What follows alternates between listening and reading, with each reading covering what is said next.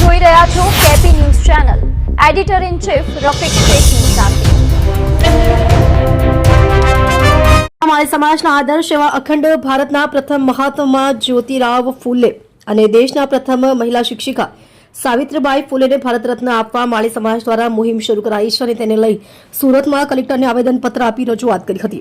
સમગ્ર ભારત દેશમાં માળી સમાજના આદર્શ એવા અખંડ ભારતના પ્રથમ મહાત્મા જ્યોતિરાવ ફૂલે અને ભારત દેશના પ્રથમ મહિલા શિક્ષિકા સાવિત્રીબાઈ ફૂલેને ભારત રત્ન અપાવવા માટે માળી સમાજ દ્વારા મુહિમ ચલાવવામાં આવી રહી છે. તેના ભાગરૂપે ગુજરાતમાં પણ સમસ્ત માળી સમાજ મહામંડળ ટ્રસ્ટ ગુજરાત દ્વારા છેલ્લા ઘણા સમયથી મહાત્મા જ્યોતિરાવ ફૂલે અને સાવિત્રીબાઈ ફૂલેને ભારત રત્ન આપવા માટેની માંગ વધુને વધુ બુલંદ કરવામાં આવી છે.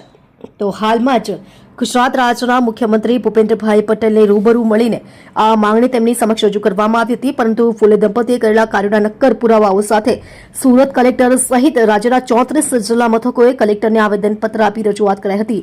તો આ રજૂઆત કરવા મોટી સંખ્યામાં માળી સમાજના લોકો પણ જોડાયા હતા. તમે જોઈ રહ્યા છો કેપી ન્યૂઝ ચેનલ રફીક શેખની સાથે.